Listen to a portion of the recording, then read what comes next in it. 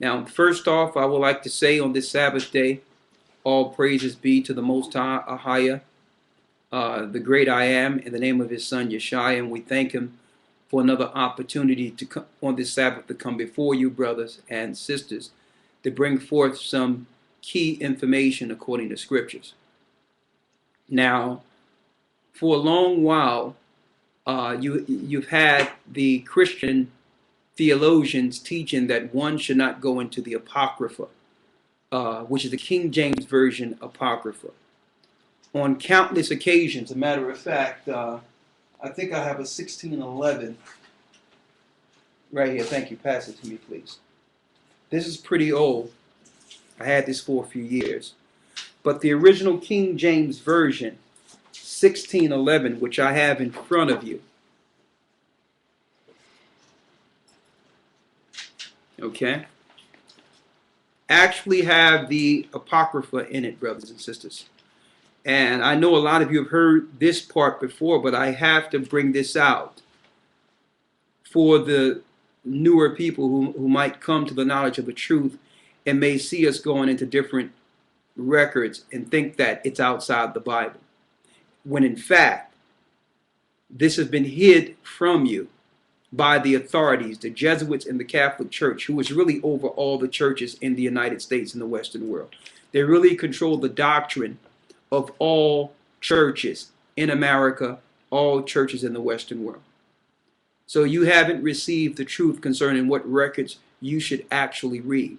And they have shunned you from reading any information that would lead you to acknowledging yourself out of scriptures. And the King James Version Apocrypha, as you can see, King James Version Bible, you see the word right here, Apocrypha. So when going into the Apocrypha, we're not going into a different book. It belongs in the book. It was there when King James authorized the translation in 1611. But it was taken out. And the reason it was taken out is because the Roman Catholic Church, along with the powers that be, didn't want you as a people to identify yourself in the last days with the Holy Scriptures. There's information and key information that have you identify yourself. And also it identifies the lies that were told against you. There was an agenda against you that the Apocrypha speaks of. When I say you, I'm speaking of the children of Jacob, the children of Abraham, Isaac, and Jacob, the true biblical people. They knew it would come a time of awakening in the earth, so they needed to actually distort the truth and teach you false doctrine by first getting you out of the King James Version Bible altogether. Now, the majority of churches that I know, especially black churches, you will hardly find a King James Version Bible in there, let alone an Apocrypha. They've switched all the Bibles out to the NIV, the New International Version, which publishers, whose publishers are the same publishers that publish the Luciferian Bible. And they made you believe that the NIV was the better book based on the fact that it don't speak old Quaker English like the thous and the thees, and they claimed it would make it easier to understand, when in fact that is not the reason they switched out the King James Version Bible. They switched it out knowing that our people would begin to come back to the knowledge of the truth. You can't say that the thous and the thees and the yees and the old Quaker English was the problem when our grandfathers and great-great-grandmothers and those who came before us read the Bible the way it was, intact, and they were absolutely fine with it. So why did they switch it out? They wanted to take out any physical indication of the people. They wanted so that the people of the Bible would not be able to identify themselves in the Bible. They took out certain scriptures, like in the book of Matthew 18 and 11, where it says, "I come to save them which was lost." In certain scriptures, all through the Bible, they started taking scriptures out, but you would never recognize it. And on top of that, if they would take scriptures out of the regular Bible, then of course they would want to do away with the Apocrypha. Today we're going to show you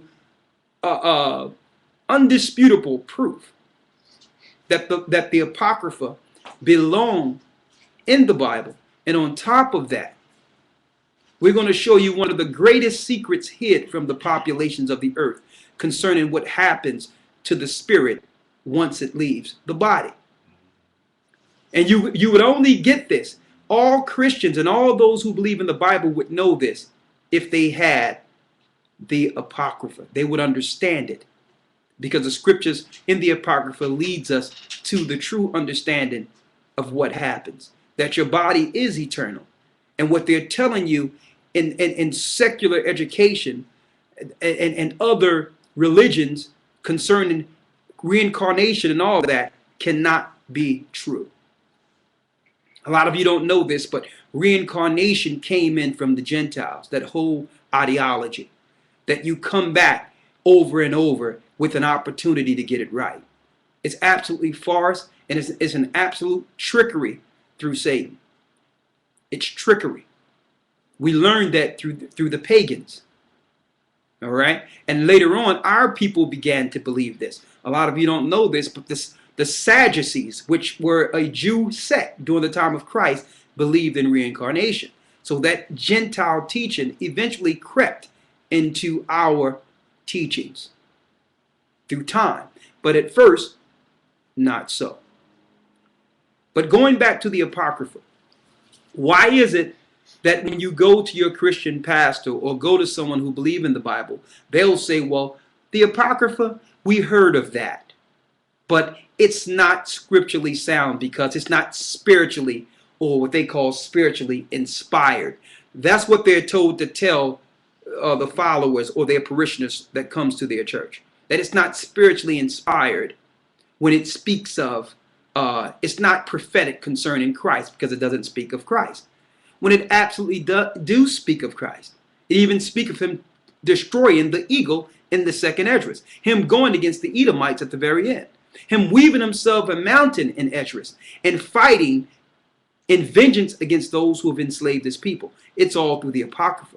But if they can make you believe from an authority vantage point that the Apocrypha have no valid point or have no validity concerning Christ, then you'll just ignore it altogether. But let me show you that you don't even have a complete Bible if you don't have an Apocrypha. It so happened that a lot of you don't have to grab the 1611 King James Version. If you have a regular King James Version, just a regular Bible, you can go out and buy yourself cheaply at a Barnes and Nobles or one of those stores or online the Apocrypha. You can buy these 14 books separate, which will give you a complete 1611 King James Version if you already have a King James Version. So you don't have to buy a 1611. You can have your regular King James Version and buy yourself an Apocrypha. And a matter of fact, this came from Cambridge University to prove to you that the universities know the truth concerning our people and know the truth concerning the Apocrypha. There's another version what you from got? Oxford University. Okay. Same thing right here. You see the end of the Old Testament, the book of Malachi. Flip over one page. The book's called the Apocrypha. And for those who have trouble reading the Old English, this is a good one. This is the regular KJV English Apocrypha. All right. So to add on to what you were stating. The water. So the information is out there. Now, those of high religious education understand what we're saying. But we're here to bring it down to the lowest term, to the layman, to the poor person, to the lowest person who would never have access to this information and know the importance of it. Why? Because the poor people are the next leaders of this earth. Okay? Let me tell you, it's almost impossible for a rich man to enter into the kingdom of heaven. So they'll make you think you need to chase this money and go after the prestige, and that is what gives you some type of renown and some type of fame within our society. They have made it backwards where food get fame. When really, it's not even about the rich. And it's about you poor people. They didn't hide all this truth from the rich. They hid this information from the poor. They know that even Christ himself came out of very humble means. He came out of Nazareth, which was the ghetto of Israel. So they fear what might come from the lowest of the people. So we're here to make it easy to be understood on the lowest level so that you can get the truth concerning yourself and the truth concerning prophecies of this earth. That's the point. So that now, with this information, you can stand as one of God's children with the truth and do your part in this earth against the forces of darkness. So if one would like to ask us why we bring out this information, is it important? Why isn't we just teaching Christ or teaching Jesus? Listen, Christ is the truth. Everything is Christ. You understand? Yeshua says, I am the way, the truth, the life. No man cometh to the Father but by me. You shall know the truth, and the truth shall make you free. And what does that mean? If you're teaching truth, you are teaching Christ. You don't pigeonhole them into some type of doctrine that they have created to destroy you, like in the theologian seminary schools of Christian theology. So what we're telling you, what we're showing you, is being revealed through the Spirit of Christ. Proof that the Apocrypha is 100% correct, and proof that you do not have a complete Bible without the Apocrypha. Let's go to the book of Esther real quick. The book of Esther.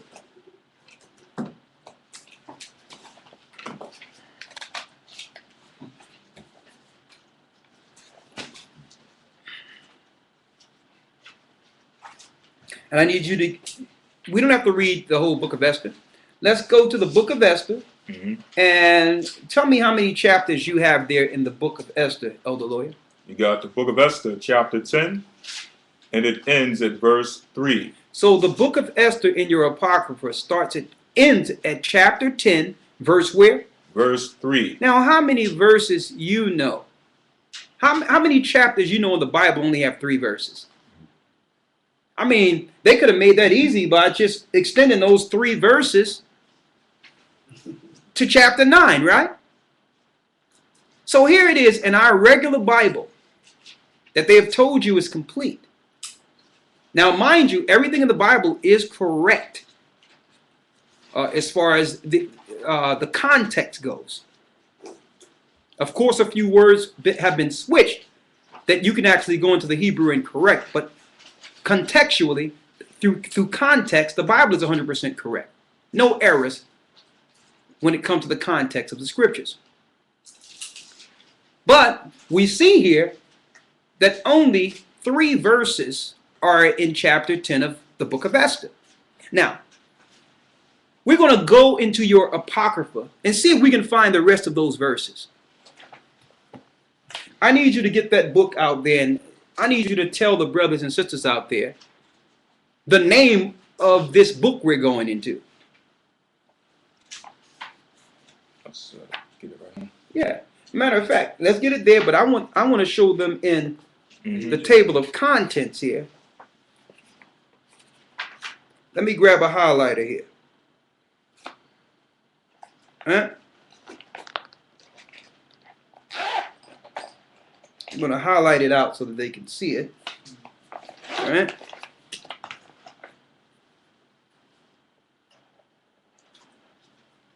In your Apocrypha, brothers and sisters, you have the rest of Esther.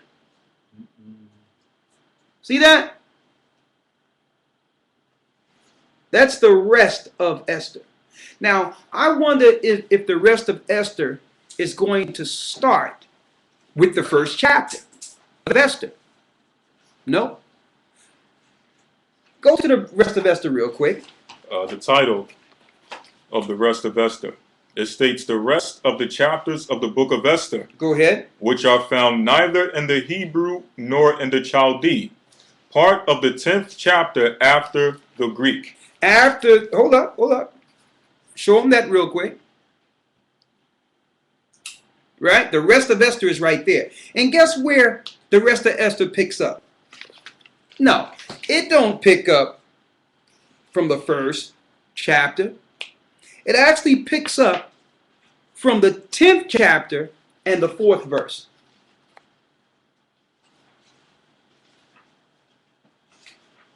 And then, well, you got it right there, the 11th chapter right there. See?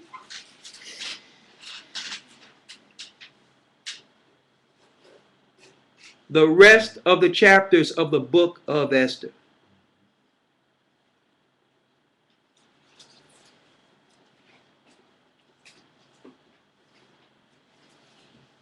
So, if I'm speaking to a pastor or someone in the Christian church and looking to prove the validity of the Apocrypha, I'm not going to go into no back and forth conversation that can only lead to discourse. I'm just going to bring forth the information. I'll ask a clear question. Okay, if this book is not correct, I need you to tell me where is the rest of Esther. And they'll look at you like, Esther, what's that? What you mean the rest of Esther? Let's go to the book of Esther. Why is there only 3 verses in the book of Esther? Is there more? But they haven't been told anything about the book of Esther or the chapters in Esther.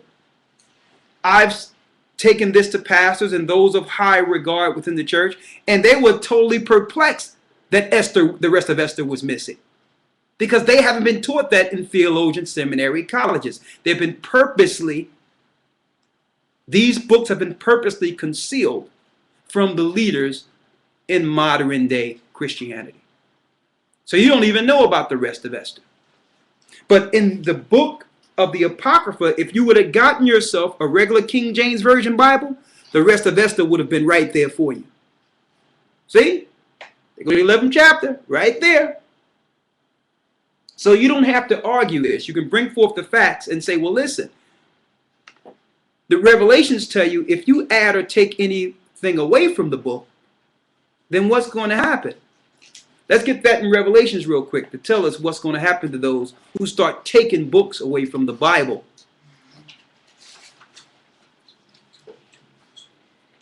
Revelation chapter 22, verse 8. Read. For I testify unto every man that heareth the words of the prophecy of this book, if any man shall add unto these things, the Most High shall add unto him the plagues that are written in this book. And you know that all these different religious Christian sects, which are harlots, daughters of harlots, of the harlot, the Jehovah Witnesses, on and on and on, have added and taken things away and created their own book. When they had no right. These people are not even Hebrews. They had no right to go into Hebrew records and say, well, this is what the people should see and this is why I'm doing it. What business is it of yours? Unless you're trying to conceal something. No one asked you to switch the words to make it easier for us to understand. Let the Holy Spirit work. Who are you? Read. Verse 19. And if any man shall take away from the words of the book of this prophecy. So if you take away from this book, the Most High shall take away his part out of the book of life. See that? And out of the holy city, and from the things that are written in this book. See, but those that are behind this conspiracy are Satanists. See? They're not looking for eternal life under Christ. They loathe and hate the Father. So they don't care anyway because they believe under their Luciferian doctrine that Satan, their god Lucifer or Jobulin, is going to go back into space and take the throne of the Father and give them eternal life. So that's why they don't care, because they wasn't written in the book from the beginning. So are you going to follow them?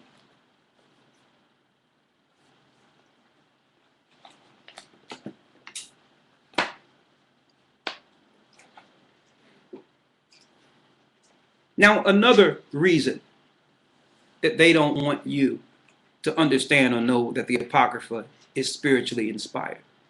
It also breaks down those who are caught red-handed, changing the Bible and painting their own images in the book.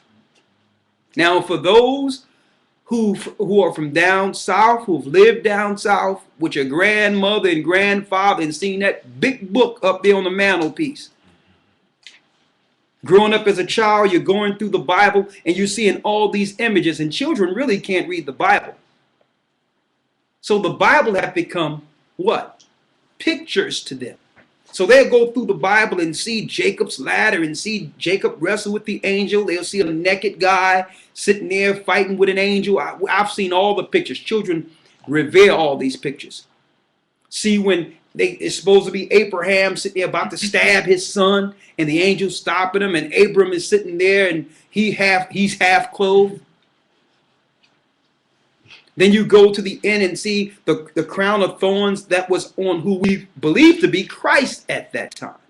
But there's one point of emphasis, is that all these pictures throughout the whole Bible are white people. Now, I know some people like to say, oh, here we go, bringing color into it. I didn't bring color into it.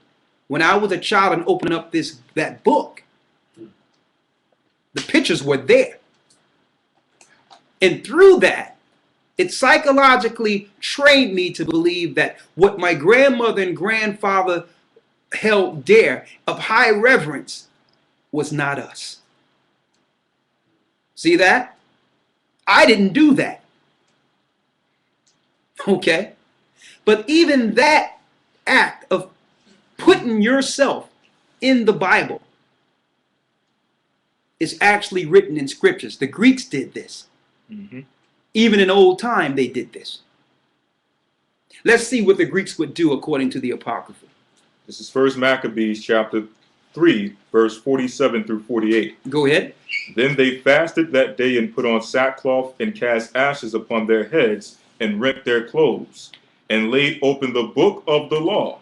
Wherein they laid open the book of the law and did what? Wherein the heathen had sought to paint the likeness of their images. The heathen began to paint the likeness of their own images and put it in our record. See that? We didn't do this to their records. But they took our records once they were able to take us down and began to say that this is how Moses looked now. Moses is white. This is how Jacob looked now. Jacob is white. See that? We didn't do this. So that's another reason the authorities wanted the Apocrypha out. Because if you are in the church reading your whole Bible, and some of you go through your Bible and read it from front page to back at least 3-4 times sometimes, that you would run into this and say, well, hold up. If the heathen painted their images in the book of Maccabees, which is actually in the Bible, could this be the same heathen that put their images in my grandmother's Bible, in my grandfather's Bible? Mm-hmm. See? So listen, we don't make it a color issue. The color issue happened to us a long time ago when we opened up the book and revered people who are not the children of Israel. What you have there? This is an image, just to go along with what you were saying. Yeah, image. Look at this lovely image here. The famous. But they tell us, listen, don't even discuss color. What's this? The famous statue of Moses. Oh my! Look how sweet this is. This is beautiful for you. We're about to do a drum roll and show you Moses. The famous statue of Moses by Michelangelo. Michelangelo, which was a known pedophile and a nasty sodomite. In the Church of St. Peter of Rome. St. Peter, Rome. They're going to Moses for you. You notice he got horns coming out. Look at his horns. This is actually a statue of Zeus. See? Statue of Zeus with 2 horns. They say it's Moses. But if you bring this out, even though they have put these pictures up, you can pass around everyone's ear. They have placed these pictures up. If I point this out, that makes me racist. Now, what's wrong with this society in which you can't even bring truth unless someone bring race in? When really we're not the culprits. We're not the ones that did this. We're just explaining to you that if these people have lied and put their images in our records, then okay, let's exclude their images and say, well, okay, if these are not the people, who are the real people? Let's not even talk about them. Let's now do some fact finding and say, well, if they would go through all these great lengths to psychologically manipulate the poor and manipulate the people, let's ignore their pictures now and find out who the real people are. Because obviously someone is lying here. And see, Christ is about truth. You see that? It is deep that now we look at it. Now I understand that all through society and through media, now I understand how when they portray us in infamy. Just like the guy they so-called drugged up this weekend and claimed Alexis. What black person going to name their child Alexis? That lets you know something is wrong. This guy they claim did something on a naval base. It seems like they have us looking into the information in scriptures to see themselves and revere them as high regard. But in the media, we're some crazed out people running around doing things that's not right. That's how we're portrayed. All right? But getting back to the point here, because we're going to deal with that a little later. In the Apocrypha, out of your King James Version Bible, it tell you the people who would do it. That the heathen, they mean these people are not even Israelites, would paint their pictures and put it into our books. Now, the picture I showed you, that's not far from what you would understand. Why? Because you've seen these pictures before in your mother and your grandmother's book. And didn't even notice that these people are not even wearing Hebrew garb. Exactly. They're all dressed like Romans and Greeks. But that's what you can do to a sheltered society. And that's what you can do to slaves. And when I say slaves, I'm not just talking about black people. In order for them to perpetuate this lie, they had to lie to their own people. Okay?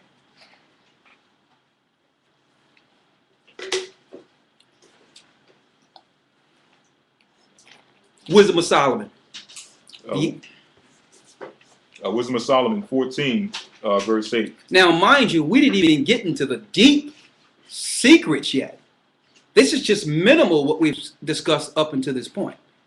We didn't even get into the deep secrets that we're about to reveal today.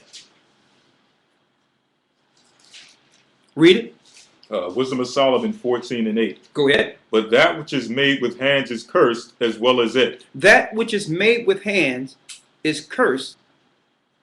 Now, what is the Most High speaking of here? In Wisdom of Solomon, it's speaking of idolatry.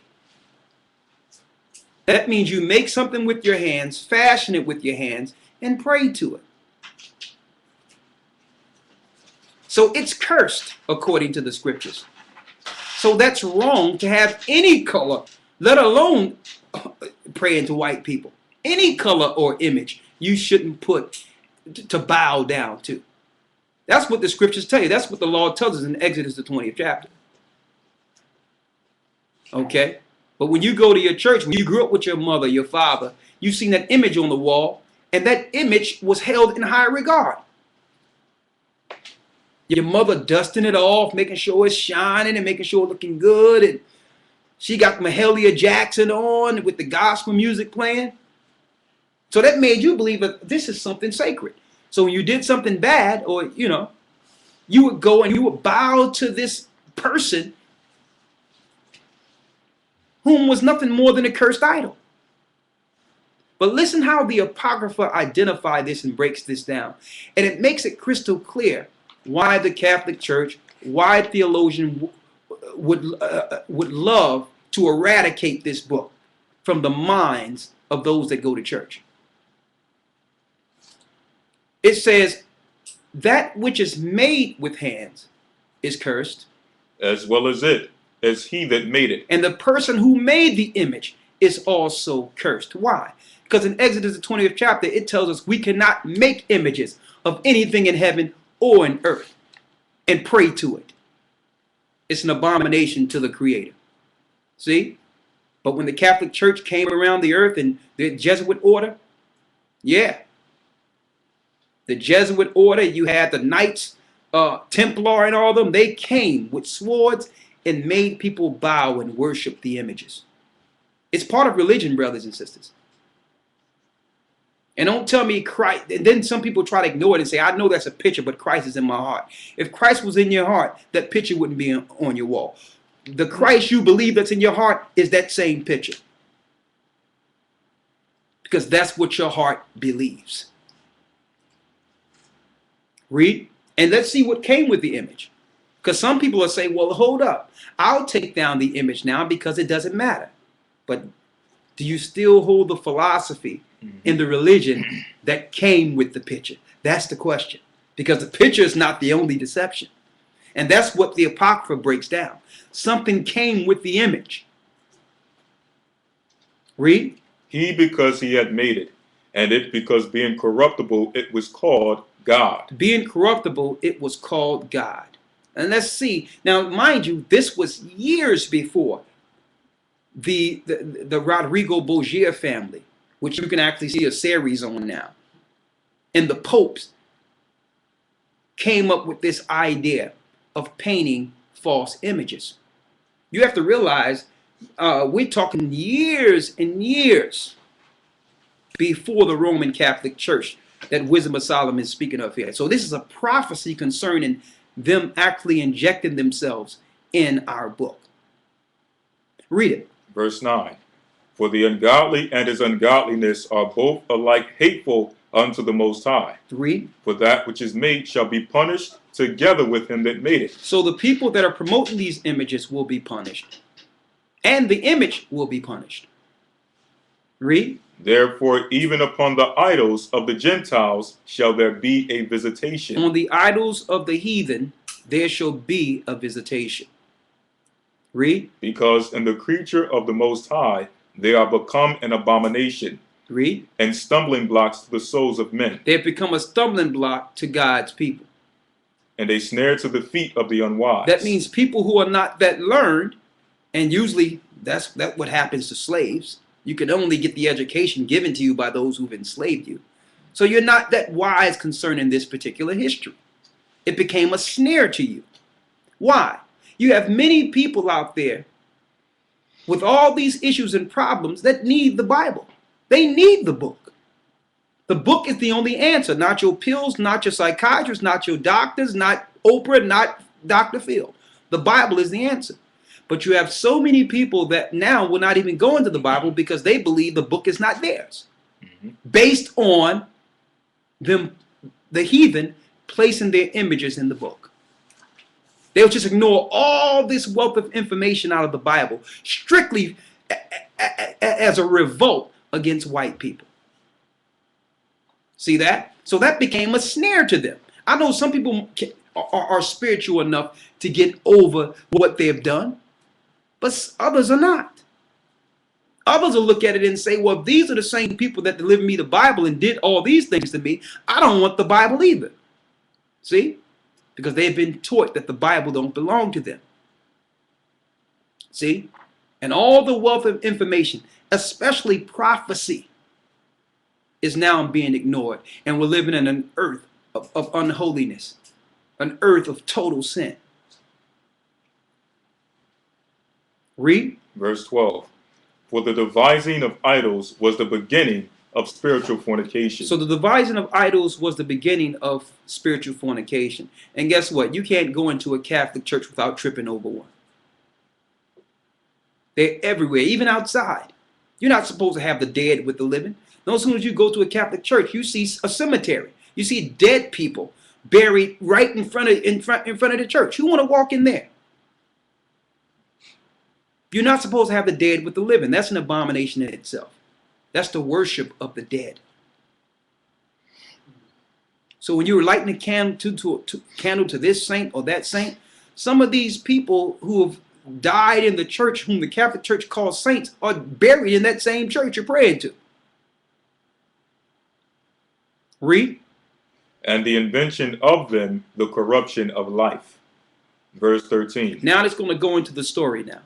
For neither were they from the beginning, neither shall they be forever. Go ahead. For by vainglory of men they entered into the world. By vainglory of men they entered into the world. When it says vainglory, when our people were taken down, the conquistadors and the Indians and all the people that were brought under enslaved ships, when they were taken down, the conquerors, through their flattery, through their boastfulness, would say, I can get these people who was once great people to bow to our leaders, who are the real children of gods.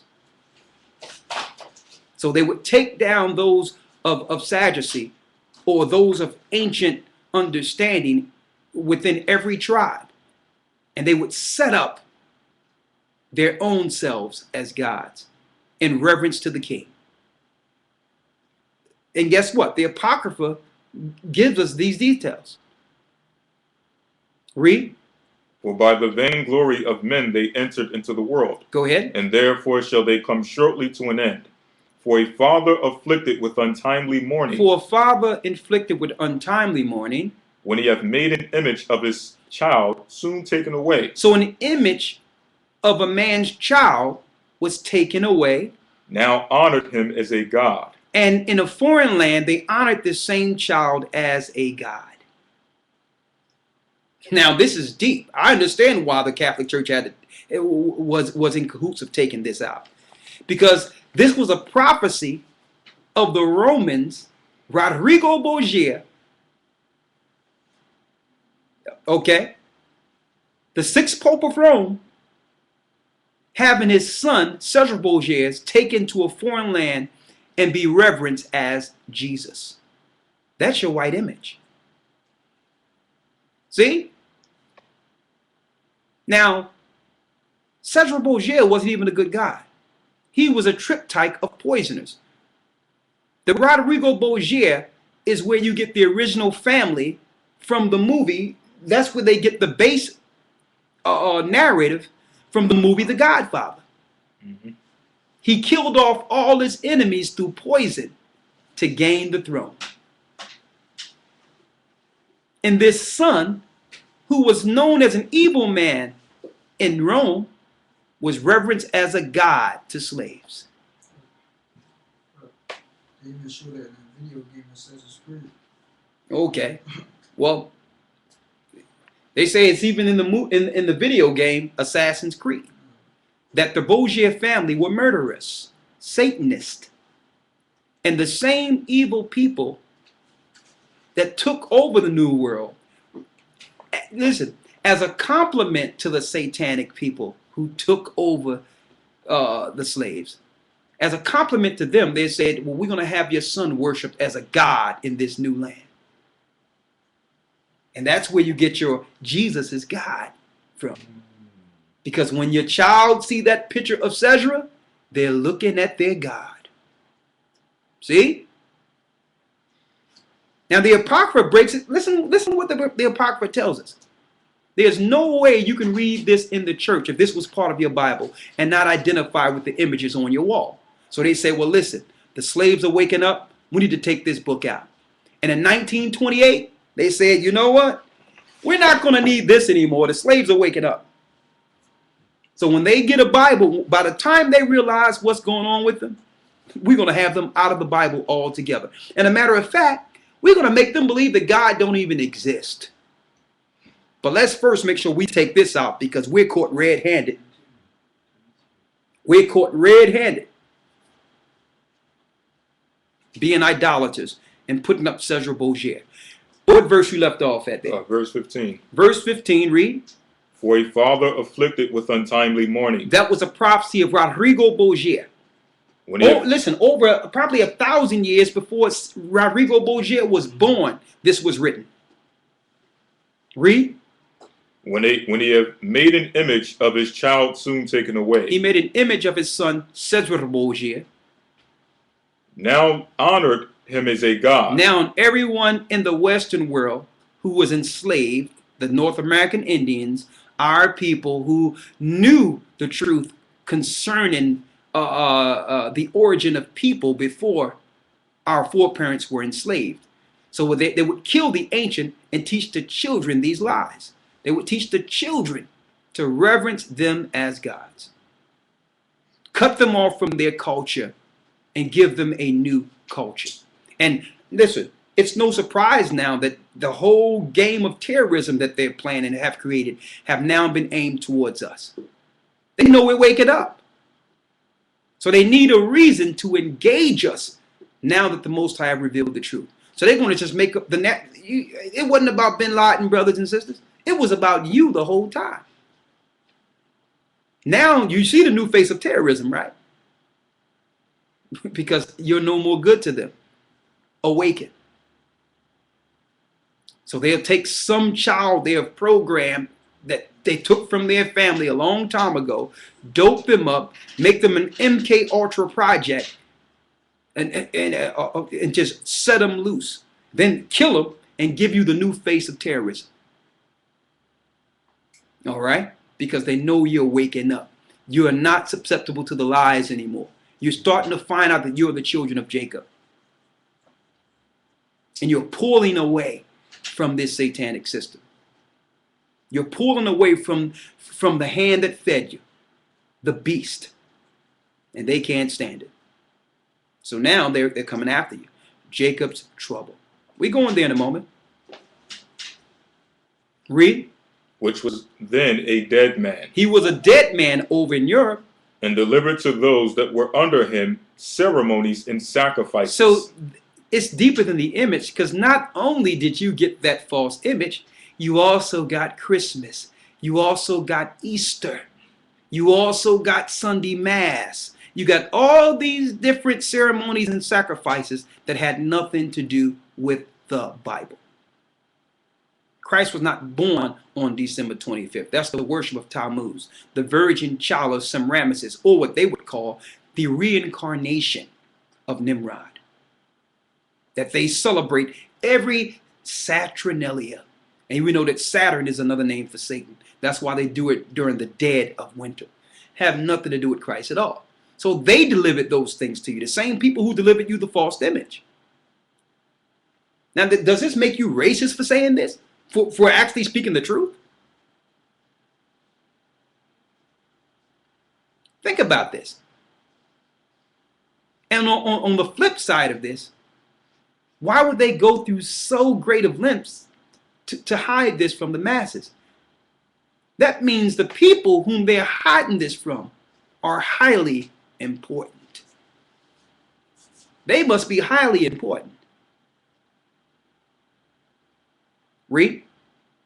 Verse 16. Thus in process of time, Through process of time, that means as years went on, an untimely custom or an ungodly custom grown strong was kept as a law. now this ungodly custom, which was sinful, is now part of tradition now. The culture, through time, the American culture and the Western world culture believes that this is righteous. Every Christmas when the family get together, every Easter, going to church on Sundays, when really it's unlawful and it's sinful. It was evil from its inception. But through tradition, because they sensationalize these satanic days, you believe it's part of your actual being. You believe you're not even worshiping God if you don't follow them. See? They did this through time. Let me tell you, the adversary is very patient. Read. Thus in process of time, Through process of time, an ungodly custom grown strong was kept as a law. now this custom was kept as a law. Read. Engraven images were worshipped by the commandments of kings. And with this came graven images. I don't know, guess what? A lot of our people have been predisposed to idolatry and don't even know it. It's nothing for our people to go to some type of store and get what you would call a knick-knack. Little thing to put on your counter or get a mask that you got, an African mask that you got, and think it's culturally sound. I remember growing up and your mother would sit there and have some type of thing on a coffee table with an egg in it, shape of an egg. It was like a marble egg or a gold egg. It looked like some type of centerpiece. So it's so embedded in our society that we go out and get little things and put on our shelves and don't even realize that's an act of idolatry. Because we're ignorant to history, you don't know that jinns, demons, sorcerers, all of them be praying different spirits into these different idols you be buying and taking home. And because your heart falls to these particular idols, your spirit is in it. Something made you desire to have this. Now you are part of the spirit you're taking home with you. I don't know how many things you look on your mother and your grandmother's shelf and see, like, what's that? What's that? What's that? Oh, I got this from there and I got this from, and the stuff means nothing. And they have no idea that it's idolatry.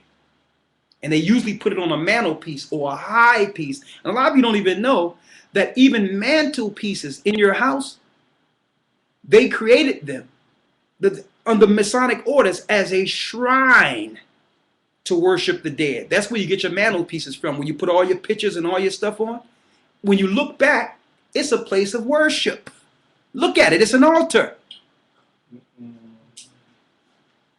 It's an altar. It's a shrine to the dead. It's a mausoleum. But we've been so inbred and conditioned by the pagans. But finish reading. Verse 17. Whom men could not honor in presence. Why they couldn't honor Sesra in presence? Because they dwelt far off. They took the counterfeit of his visage. Counterfeit means fake. They took the fake face of this man, this man's son, which was Sesra Borgia. Read. They took the counterfeit of his visage from far. They mean it took his fake face from far. So if we identify this fake face or counterfeit face, it's not racist. It's actually showing you the hands of Satan lying on God's people. So that when God's people awake, they're not going to see themselves in the book. They're going to see a counterfeit. See? And they'll reverence a counterfeit. See? Read. And made an express image of a king whom they honored. And they made an image of a king they honored. To the end that by this, their forwardness, that they might flatter him that was absent, as if he were present. They did this to flatter the king. They did this to flatter the Pope. They made a known sorcerer, a known potion maker, a poisoner, the son of Rodrigo, Jesus Christ, whom you call Jesus Christ. I didn't do this. So are we wrong for identifying it? So when you look at the Apocrypha, you must view it differently. It's a treasure of history that's hidden from you. Don't listen to what those that have programmed you. Don't listen to the lies they will tell you to stay away from the book. Don't listen to it. It's actually identifying those who've enslaved you. It's identifying what we would call religious captivity, religious servitude. It's identifying those who have done it to you. So we can embrace the book without their influence. And that's what the hierarchies, the principalities and high places fear. Read on. Verse 18. Also the singular diligence of the artificer. And the artificer, that means they paid their artist, like we see Michelangelo putting up a picture of Zeus as Moses.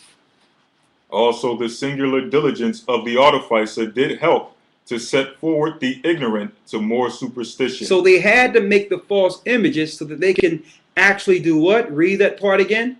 To set forward the ignorant. To set forth the ignorant. To more superstition. To more superstitions. They needed the pictures to enforce their lie. Because back then you didn't have movies. You didn't have films like like Cecil B. DeMille's 10 Commandments. So back then they had art. They needed art to solidify the lie. Man, the Apocrypha breaks this down. It breaks it down in its totality, right? Read. Verse 19. For he peradventure, willing to please one in authority, forced all his skill to make the resemblance of the best fashion. So they paid these artists top dollars doing what this earth history calls the Renaissance. Renaissance means rebirth. So if you were always in charge and always in position, why did you need a rebirth?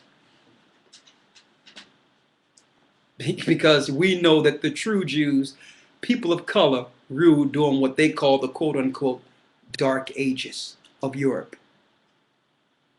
So this was the Caesars in a rebirth, bringing themselves back into power, starting with the Borgia family.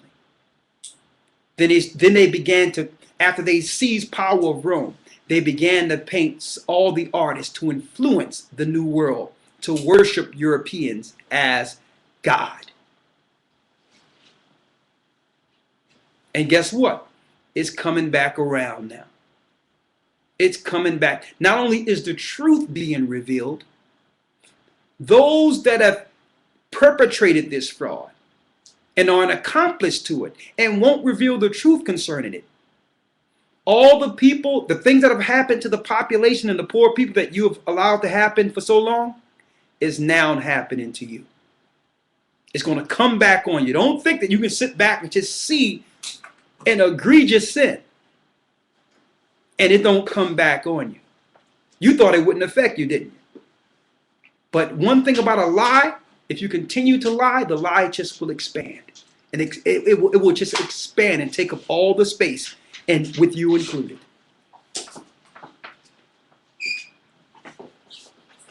So that's the time we're in now, to where the system and the people under Satan, they can't lie anymore. So they have no recourse but to revert to physical war against God's people, like Nero did in the past, like Vespasian and Titus did in the past. They know that we are awakened now. And it's too many of us that are awakened all at once. So they have no recourse but to engage us physically now. Lie on us and make a pretext to come after our people. And that's why, again, I would like to emphasize they've switched the narrative from so-called Arabs to black people. That's why they have switched the narrative. They are coming after those who believe the truth, because we will not be absorbed into this mark of the beast system. We will pray against it, and we know before everything is said and done, our Lord and Savior is going to come and make this right. And we in the spirit at that time will fight on the right side of justice upon the coming of our Lord and Savior, Christ. And let me emphasize this, because I know some people are trying to spin this their own way. Christ is not going to be somebody born. He's not going to be amongst people like a David Koresh or somebody. He's not going to be no Ben Ami and going to be getting people together in some type of circle somewhere saying he's Christ. Okay? Because they'll use that and say, well, this is what they're talking about doing something. No. We talked about the coming of Christ, according to the Bible, out of the sky, that every eye shall see. Mm-hmm. Okay? Let's read it, that last part. This is Wisdom of Solomon, chapter 14, verse 20. Read. And so the multitude, allured by the grace of the work, took him now for a god. Now the people, so impressed by the artistry of Michelangelo, Leonardo da Vinci, took what? Took him now for a god. They took this criminal from Rome as a god, which a little before was but honored as a man. That was a little before honored as a man. Read the 21st verse. Verse 21. And this was an occasion to deceive the world. And they used this to deceive the whole world. Now I understand why they want to take the Apocrypha out of the Bible. It identified the culprits who have deceived and lied to the whole world. And one of the greatest lies was putting up themselves as Christ, as the angels, as the children of Israel, as the Jews. Now, I'm not even going to go into the part where it actually gives you the mindset of what they're thinking. Like matter of fact, let's go there because it tell you about how they would sit back and watch us and how they're mad that now we're saying that we're the children of God. So because of this, they're going to come after us, and by them coming after us, they're going to say, well, where's your God now? This is what we're doing to you. Where's your God? So first of all, they're upset now that we found out that we're the true people. So the wicked sit back and ponder and examine us. And then it's going to come to a point that when we come to the truth, they say, okay, you God's people. But guess what? Let's see if he's going to save you from what we're about to do to you. They'll get one of those toys they wound up like this Alexis guy and just make him the face of all black people and say, okay, everybody we come after, we're going to say knew him. Oh, yeah, he was a friend with him on Facebook. Oh, he Skyped this guy. They're going to use this global net to tie all you people who did nothing wrong to this guy. See? They're going to say, okay, if your God is the true God, let's see if he can save you from what we're planning. That's in the Apocrypha too. Mm-hmm. Let's read it. Wisdom of Solomon, chapter 2, verse 10. Let us oppress the poor righteous man. It tell you that the wicked will say in the very end, let us oppress the poor righteous man. Let's oppress them. Let's separate them. Let's destroy them. Let's make laws that whatever they do is a crime. No matter what they do, let's tax them for it. Let us oppress the poor righteous man. Now, you would want to know this if it was in the Bible, right? Let us oppress the poor righteous man. Read. Let us not spare the widow. And let us not spare the widow. Let's not even care about the woman without a husband. Read. Nor reverence the ancient gray hairs of the age. And we will not respect their elders either. Read. Verse 11. Let our strength be in the law of justice. Let us use the law to oppress these people. Hey, we'll just say, well, I'm sorry I got to do it. It's the law. I'm sorry I got to pull you over and stop and frisk. It's the law. Oh, I'm sorry that, you just fit a description of this Alexis guy. You look kind of like him. Of course, you're in a hospital with a broken leg and your eye hanging out, and you might not be able to walk again. It's the law. Read. For that which is feeble is found to be nothing worth. Because you're not worth anything. It tells you they're going to do this because they believe you're nothing. They're going to tell you, they're going to publicize all on the news programs and all on TV, be all you can be in the army and have you sitting there standing up straight and looking all sharp, running through things and high technology, and you get in the army and be like, man, it's nothing like the commercial. They're shooting you with all these drugs and bugging you out of your mind and making you into an MK Ultra project. Mm-hmm. Throwing you in infantry, and then if you find out what's really going on, hey, you better not say anything because there's a such thing as friendly fire. They'll kill you, put you in a bag, and go lie to your parents and claim that you were storming a mountain, that you was a hero.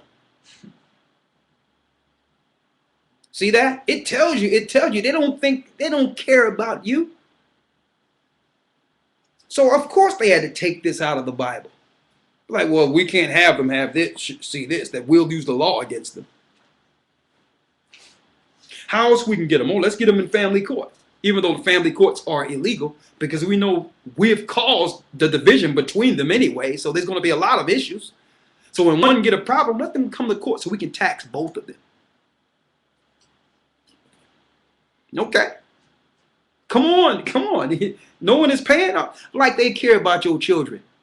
They don't care if your children are being taken care of. They could care less. But they want you to come to those courts because it's not just him or her you're getting under wraps. They're going to get both of you. Now you sign over yourself as a property to the courts. See? Read. Verse 12. Therefore, let us lie in wait for the righteous. They say, you know what? We'll lie in wait for you. Read. Because he is not for our turn. He says, we're going to do everything to try to conspire against them because these people, these poor righteous people, are not for us. They loathe the American dream. They're not caught up in the deception, the satanic prosperity deception. He says, we're going to lie in wait, and we're going to wait for something to happen to come against them. Why? Because they are not for us. Read. And he is clean contrary to our doing. And he says, these people are clean contrary to our doings. They go into this Bible and look at the law and say, you're not supposed to do these things that we glorify. You're not supposed to be a homosexual. You're not supposed to be a pedophile. You're not supposed to be a killer or murderer. You're not supposed to go into a country and kill children, men, women, and children under the auspices of democracy. You're not supposed to eat pork, shrimp, crab, lobster.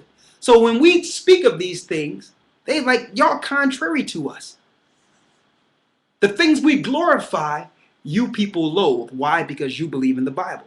So we must teach your children that the Bible is just a book that was written by men. That it really have no validity whatsoever. See? Read. He upbraideth us with our offending the law. That's how you know it's speaking about us. They are mad that we upbraided them. We try to correct them of how they offend the laws of Moses. What are you doing worshiping on a Sunday? That's not the Sabbath. Why are you worshiping the sun god? Because that's what the Babylonians did on a Sunday. That's what the Romans did on a Sunday. And ironically, with no coincidence, these are the same people that gave you your churches, that have set up your churches. Sun worshipers. See? So they are upset with us because we went to the Bible and said, well, you're not supposed to do this. You're not supposed to do that. They put aside the laws of the God, of the Most High, and then they'll upbraid you, or they will reprimand or penalize you for breaking their law. So what are they doing? They're saying their laws are above God's laws. See?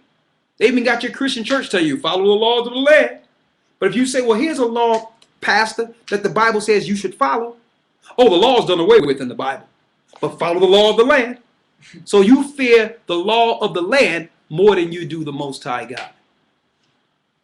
How can you put man's law over God's? See? Finish reading. And objective to our infamy the transgressions of our education. And we tell them that their education is foolish. It is foolish. How can you have an educational system that actually tax the people and make them greater slaves? I thought I was going to school to be free and have more in life. When yet, if I go to school, by the time I get finished paying my school debt, I'm 80 years old. When the guy that dropped out of 6th grade became an entrepreneur and a millionaire, and he don't owe the government anything. How stupid and foolish is this educational system when you have to be in debt to learn? It seems like it benefits the person that drops out. At least the person know that, man, listen, all this stuff I'm going to school for, I'm not even going to actually do in life.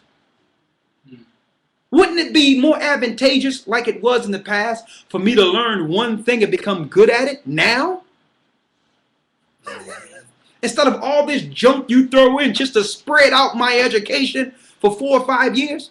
Why don't I, if I want to be an electrician, why isn't all my classes that year for being an electrician?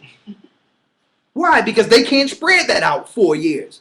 So they'll give you all this junk and have you pay for it. And here it is, when you get out into the public sector, you're not even using none of these things. Mm-hmm. So yeah, we tell them that their education is foolish.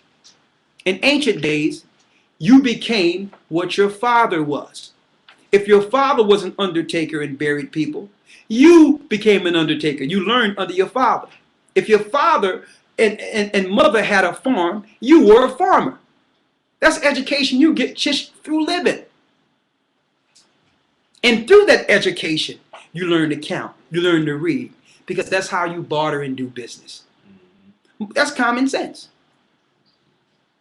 That's common sense. So we tell them how stupid their education is. As a matter of fact, people go into colleges to become more stupid. Mm-hmm. That's what happens. Because why? The first thing they do in college is try to brainwash you with all these different religions. And then it's freedom time. You've been held back all that time. So it's 4 years just to go into total unlawful sin and be indoctrinated into a Masonic society. Fraternities marking themselves, branding yourselves, and thinking, and other people looking at you, oh yeah, he belonged to Alpha Phi Psi and all this, and you like, yeah, I'm in there.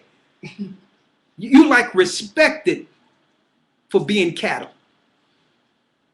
You're branding yourself like a cow, and you're respected. Everyone is saying, man, I want to get in there. I want to be branded too. Mm-hmm. So yes, we upbraid you according to your education too, because it's ridiculous. And now, we've told people for years, they're closing down all the schools now to show you that it wasn't about education anyway. It was government programming and simulating you into the system. Okay? That's what it was. But they don't need that. They're moving on to the next level of their plan now. Those same institutions that used to be schools will soon be detention.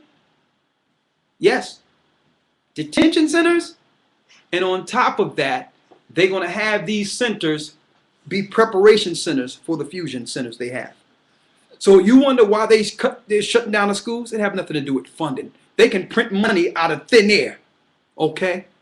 If they wanted the schools there, you would have the schools. So don't lie about the funding. They have no need for that because there's no jobs for you to get in the future anyway. They've moved all your jobs out to the other countries. So what are they going to do with all this facade you call education? All these people who are aspiring to be something to make the country great when the country will soon be broken up. Okay, now they're moving money into the what? The army sector, the security sector, from all these people that will be a product of civil unrest. That's where they're moving the money at now, knowing that there is no jobs, there is no future. So now they must move it into what? Extermination, detention, and eventually slavery of the whole planet leading to the mark of the beast. That's where we're going. So yes, they're closing down the schools. The schools are nothing. They're moving it into the next sector now. But it tells you in the Wisdom of Solomon that we would actually upbraid them according to their education. We would tell them how ridiculous their educational system is. Why? How is it I'm so educated when you ask me a question concerning my family and where I come from, and I'm looking at you with a blank stare? How smart am I if I don't even know who I am? Anyone can learn how to work on an assembly line, or how to change a car belt, or to do this or do that, or pump gas. Anybody can learn that through repetition. That's not smart. But how many people out there learn the truth concerning themselves and the system they were born in? So education is not education at all. It's total foolishness. So they're mad because we say that. It tell you that in Wisdom of Solomon. They get upset because we tell them how foolish their education is. Read. 13. Now, let's make this clear, because some people out there try to take what we say out of context and not really get the idea of what we're saying. Mm-hmm. Are we saying that if you are in school, you should drop out? Absolutely no. Because what you do with the knowledge the Most High gives you, you can use that education if you have the knowledge of the Most High. That's the key. Mm-hmm. That's the key. So we're not saying, some people out there, you young people, you might be in school, say, well, it's time for me to drop out. Ain't no good. We're not saying that. Because Luke was a Theophilus. You had Josephus, who was a great historian, who actually worked with the Romans because he had the education not only of their society, but his own. So what we're saying is, learn the truth concerning yourself, and then you learn their education so that you can now use it for your turn. Know the ins and outs of it so that you can use it for the betterment of your people. Let me make that clear, because I like to put that out there. But we tell you how foolish the education is. You got some people who can run a football or play with a basketball. You get free education, of course, because you're making the university billions of dollars. Like, listen, I'll tell you what. I'll pay for my own education. And why don't you pay me for me running up and down this court? Because that's where y'all making y'all real money at. Mm-hmm. But our people can't come together enough to even think about something like that. Read on. Verse 13. He professeth to have the knowledge of the Most High. This is why they're upset with us. And they tell you in the Wisdom of Solomon that these people profess that they got the knowledge of the Most High. They're not listening to our wine of Babylon that we brought over from the Roman Catholic Church. They don't believe our doctrine, the slave doctrine. They claim that they got the knowledge of the Most High. And then they'll look at you and say, well, what school did you go to? And you'll look at them and say, well, I didn't go to no school. That's the point. I haven't been programmed. So it's not how many plaques you got on the wall. Because Christ didn't have no plaques on his wall. Neither did Moses. Neither did none of the disciples or prophets.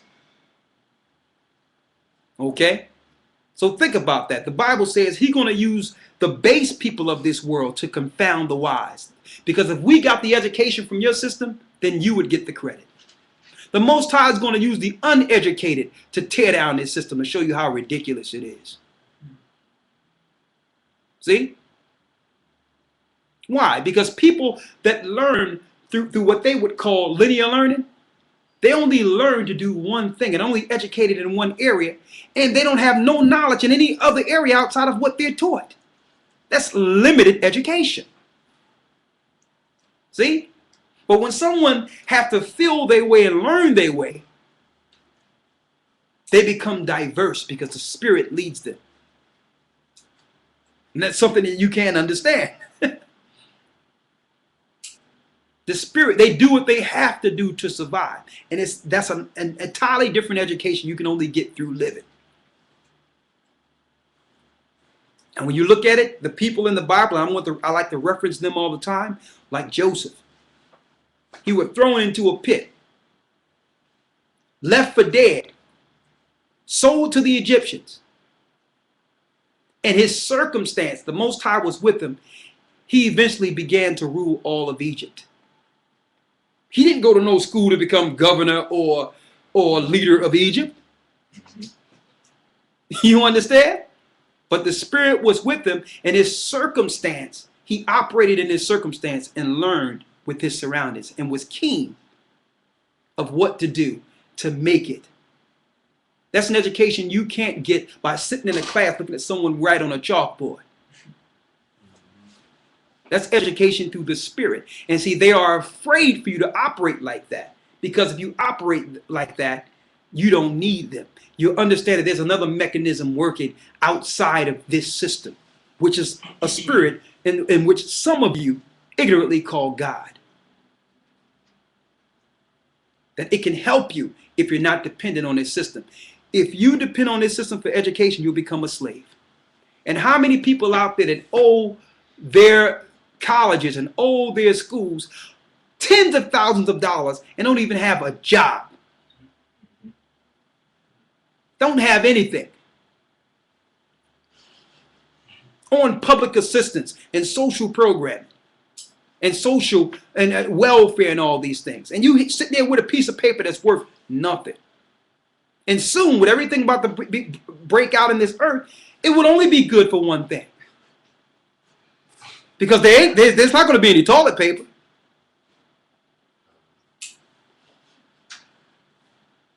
Finish reading what we have here. Verse 13. He professeth to have the knowledge of the Most High, Go ahead. and he calleth himself the child of the Most High. This is what they're mad of in the Apocrypha. It tells us they are mad because these people not only profess to have the knowledge of the Most High, they what?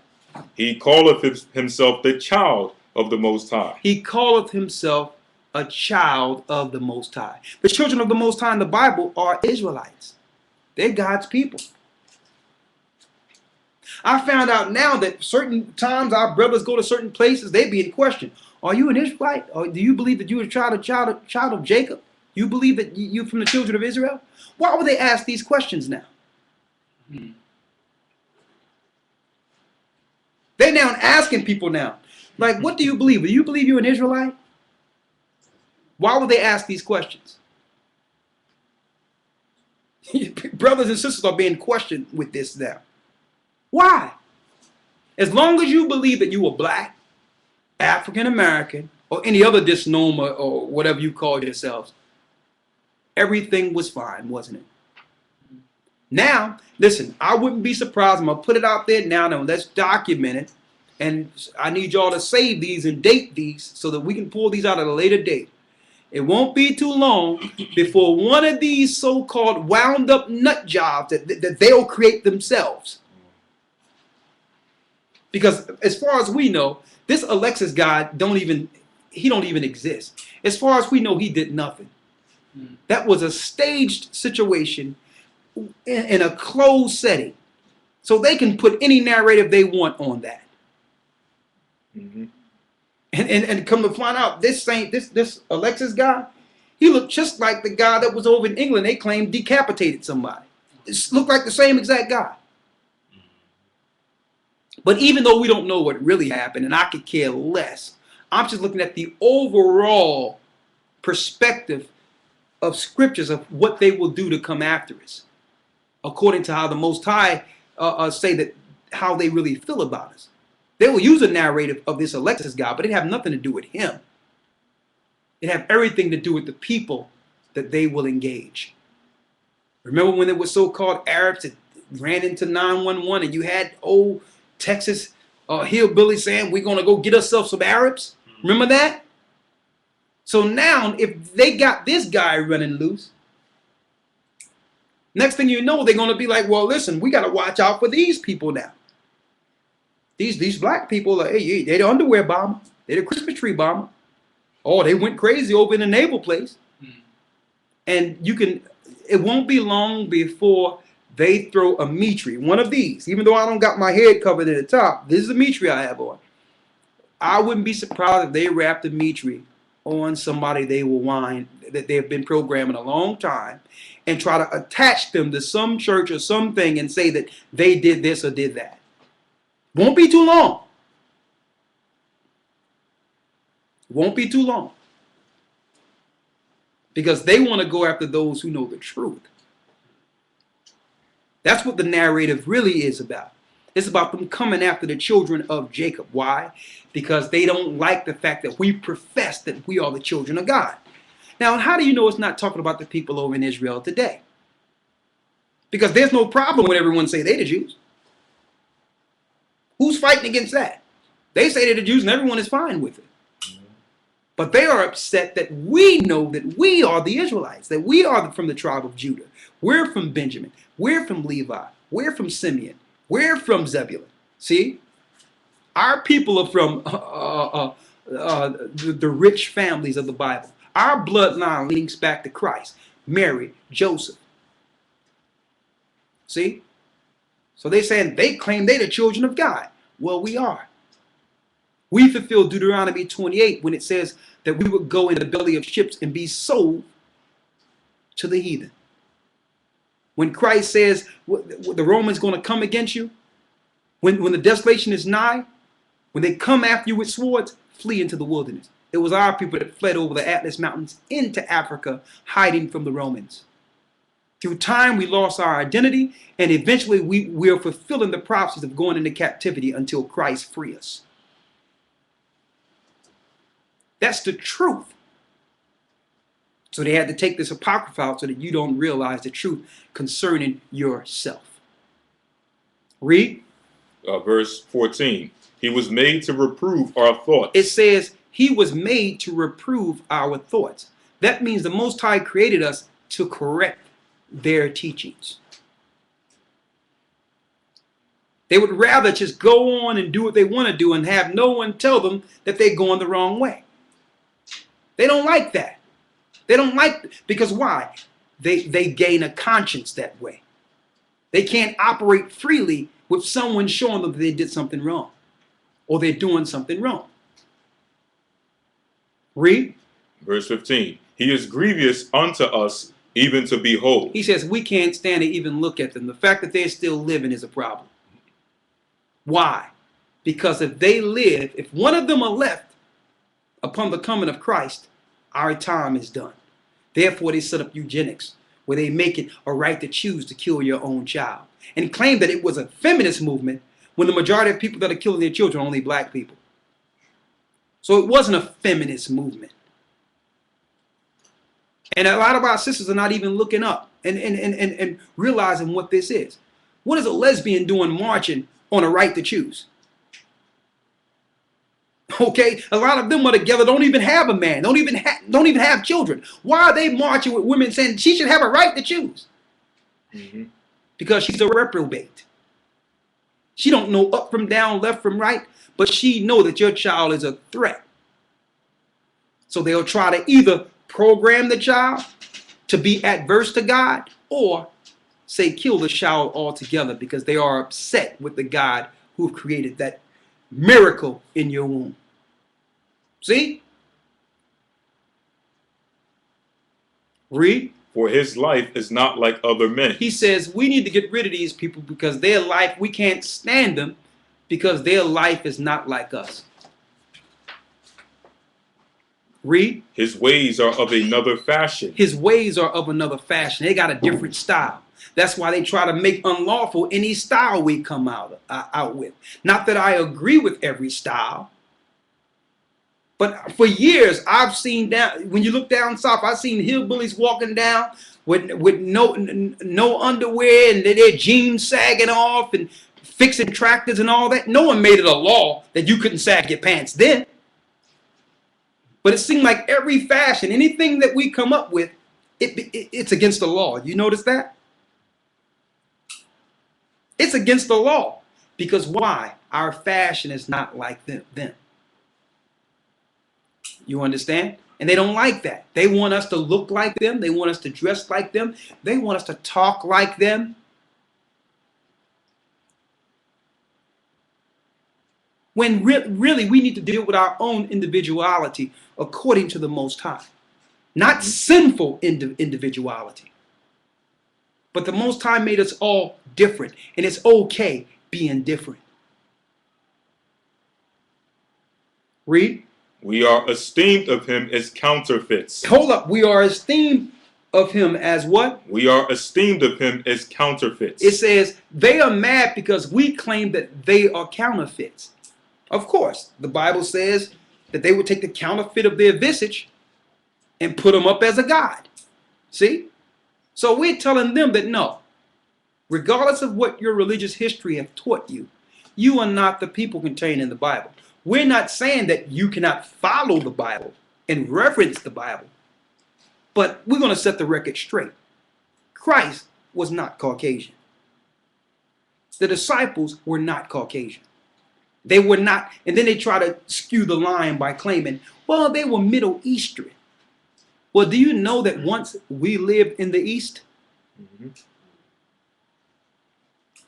So they're going to now use geographical location as if we don't know that we didn't begin in America.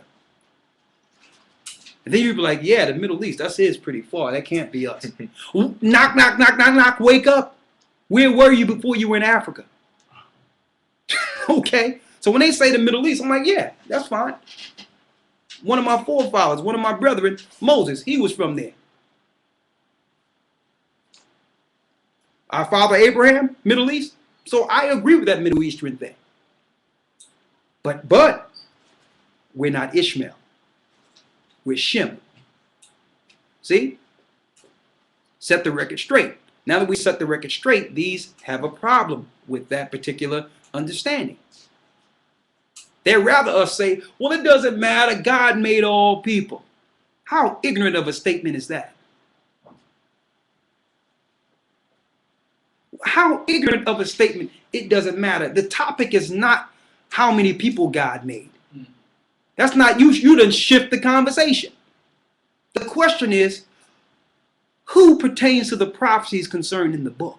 That's the question. Not whether or not God made everybody. That's not even something that can be argued. But not once in history, have it been recorded where one race of people enslaved millions of another race. And I don't care what race you put on the table. There's no place in history where black people took 1 million white people into captivity, or 1 million Chinese people into captivity, or 1 million East Indians into captivity. It's not recorded nowhere. So you can't tell me that profound history is not contained in the Bible, and that it's of no significance. That's the first time in history that millions of people were enslaved by another race. That's Deuteronomy, the 28th chapter. So that is important. Why? Because these people must come back to the Creator. These people, believe it or not, are the next leaders of this earth. And that's not boasting, it's the truth. Every nation have their time to rule. And ironically, the people who receive the law, statutes, and commandments through their downfall have not received their turn. And the Most High is righteous. He gave the earth to the Romans for a time. He gave it to the Greeks for a time, the Persians, the Babylonians. Every other nation on earth had their time to rule. And they know that the people who have enslaved through all those captivities who were enslaved, time is next. They understand this.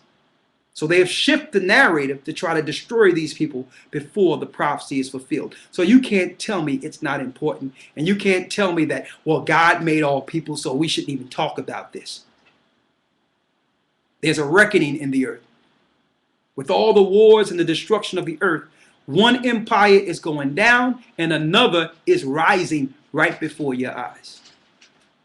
And it cannot be taken down by taking down a group. You understand? Because there is no group. Okay? There is no personal group. It's the seed of Abraham, Isaac, and Jacob that transcends what group you are gathering with. They cannot destroy that. We are scattered throughout the four corners of the earth.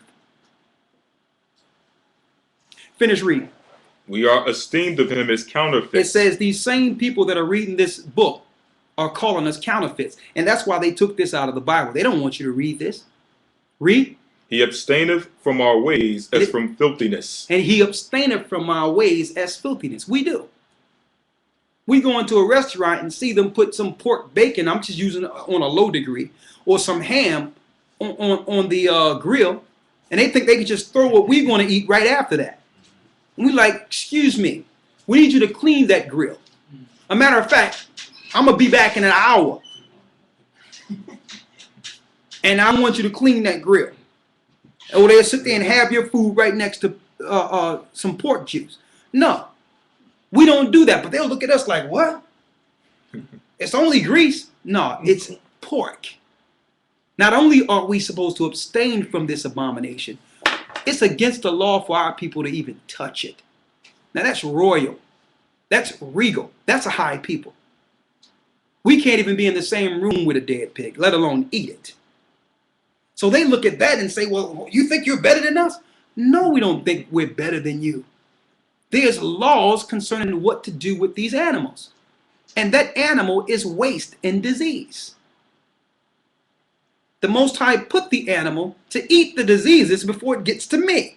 So if the carcass die and you open it up, what happens? The diseases contaminates mankind. So the Most High told us not to touch it. It's infested with worms. That's common sense. But they call it the other white meat. And I know farmers are so upset with those who know their Hebrew. And then on the other hand, you speak to a rabbi and ask him, well, is a pig unlawful? Well, we don't believe it that way. We deal with the Talmud. And only if you're kosher, dealing with a certain time of being kosher. So you mean to tell me this week you can say you're not kosher and eat pork? That's what you're telling me? Well, it's not really that way, but kind of like that way. See, that's a confusion concerning them. They claim they're the Jews, but when you put the law on the table, they make an excuse to break it. Saying, well, if it's not kosher, if you're not a certain type of Jew, you can eat pork. What type of madness is that? Where is that in the law of Moses? They'll tell you, well, it's not in the Moses. Aha.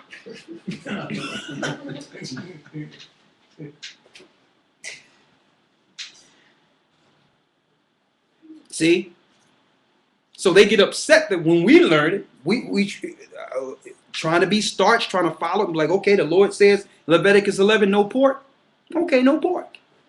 They'd be like, well, look at that vision that was given Cornelius. It was all these beasts that was given Peter when he had to meet Cornelius. All these beasts unclean. And the Most High said, God said, don't call anything common or unclean. But what the preachers don't tell you is that Peter was asleep. And when he woke up, he did not eat pork. The Most High was preparing him to deal with an unclean nation, a people whom God's people haven't sat down with before that time. He was preparing Peter to deal with the Gentile, not eat pork. See? Finish reading. So when they tell you the Apocrypha, they get upset that we upbraided them concerning the law, that the way that they operate, we say is filthy. Read. He abstaineth from our ways as from filthiness. Go ahead. He pronounceth the end of the just to be blessed. And he pronounces the end of the just to be blessed. So they don't like the fact that we tell you at the end of the day, the poor and the people that are being rejected will receive this earth, that the meek will inherit the earth. They don't want to hear that because why? They're in their kingdom now. They don't want to hear that something is coming better that they won't be involved in. You understand? They don't want to hear that. Read. And maketh his boast that the Most High is his Father. And they're upset that we boast that Ahiah is our Father. That the Most High gave us the law. They get upset with that. See that? They are so upset that we say that, hold up, there's no many gods. There's only one God. The God of Abraham, Isaac, and Jacob, Ahiah, Ahiah, who gave the law to Moses. And we're the people whom the law was given to. They get upset because they want you to believe something simple like, well, all nations got different gods and call them different names. But it's still they're all the same gods. That's ignorant as can be. Because if that's the case, why isn't all the earth worshiping the same? They're not the same gods. There are many gods, and there are fallen angels that are worshipped as gods. So don't be ignorant by making a statement that, well, all people got different ways of doing it, but there's one God at the top. No. Every nation has a false god tied to it. And that's the difference between the Egyptians' gods and the God that delivered the Hebrews out of the hands of the Egyptians. Now you tell me the Egyptians were praying to the same God? Don't fall for that ignorance. There's only one God that's above all, Ahiah, Ahiah, and all the other nation gods are fallen angels. With Lucifer at the helm. So they get upset that we bring this out. You should have seen this Jewish guy when we were teaching, and he found out that we knew the name of the Most High. He was perplexed. Like, I haven't seen this guy up in our synagogue meetings.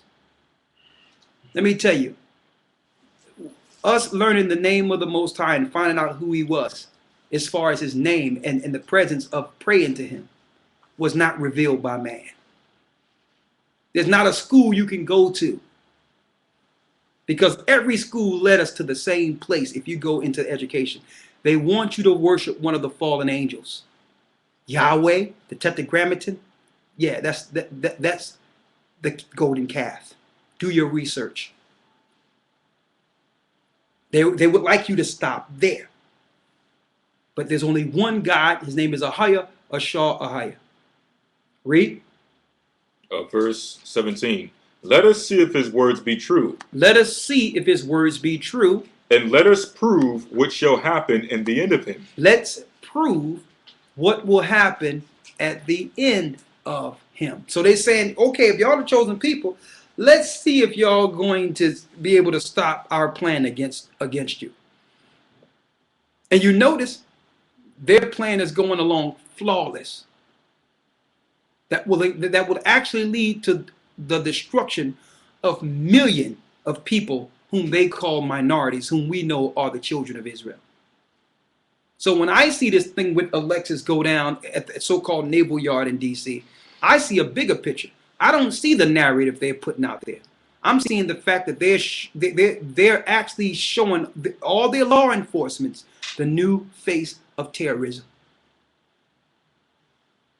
See? Then they claim that he was on some type of psychotropics. Well, that's fine, because the majority of black people, being ignorant to what's really going on, had their children in school under Ritalin or other some type of psychotropic that they're going to be able to relate it to. And the psychotropics actually give you suicidal tendencies and all that. So they're going to use this narrative to come against us. That's what it's about. It have nothing to do with what happened at the naval yard. Now our people cannot stand up and revolt when we see our people being dragged out of the house as some quote-unquote so-called terrorists. Because they have switched the narrative. They have now changed the face of terrorism, and it's you. That's why it says in Wisdom of Solomon, well, let's see what's going to happen to them. Read. Verse 18. For if the just man be the son of God, Because if he be the son of God, he will help him. he will help him. If that God is the true God, after what we do to them, let's see if their God is going to help them, to show they're planning a plot against us. So you can't say it doesn't matter if there's a conspiracy to destroy a certain people. And only the ignorant will be destroyed in this. The majority of them is the ignorant who believe that everything is the same. No one is plotting anything. Everything is just fine. You don't realize your blood, what's in your blood, and through your bloodline that leads to kings and queens of the children of Israel, that you are a threat to the powers that be. You don't realize it's in your blood. So you're ignorantly thinking that no one is planning anything against you. When it tells you that at the very end of this, they're like, listen, we're coming after you. Okay? We don't care if you know who you are. We're going to destroy you anyway, because your children may wake up. You might be ignorant to it, but someone in your family, you might have a child that wake up one day and realize what's going on. See? Read. And deliver him from the hands of his enemies. Let's see if your God is going to deliver you from the hands of your enemies. Read. Let us examine him with despitefulness and torture. Let us examine him with despitefulness and torture. So it's no coincidence that after this so-called terrorism narrative, they made it where torture is legal to get information. It doesn't matter if they done made the situation up. Read. That we may know his meekness and prove his patience. Let's see if we can prove his patience, similar to how they killed that whole family in the book of Maccabees. Her sons, because her sons wouldn't eat pork, and fried their members in frying pans, strictly because this woman's sons didn't want to eat pork. So they're gonna go. Let me tell you, they're gonna be torturing us and all that, especially if we know we're Israelites, to make us denounce our God. They did it before. Be like, oh, you want the mark of the beast now? You sure you don't want this? That's the time we're coming into. Read. Let us condemn him with a shameful death. Let us condemn him with a what? With a shameful death. It says, let us condemn him with a shameful death. So they're planning on not only having us go out, but have it be shame where others don't follow the knowledge of the truth. See? Read. For by his own saying he shall be respected. By his own saying he shall be respected. Read. Such things did they imagine and were deceived. So many things. These are the things that the wicked imagined and was deceived. This is what. So the Most High have given us the imaginations of those who've enslaved us. We know what they're thinking, and that's why they don't want you to have the Apocrypha. Anything else on that? That's more, but Okay. read it all the time. We're going to take the next 30 minutes, and then we'll be finished to get the last part to show you the reason why they really don't want you to find the truth concerning the Apocrypha. They really don't want you to read it because there's some information showing what was taken out. That's highly important, and it's what happens after the spirit leaves the body, and I'll give you that in a couple of moments.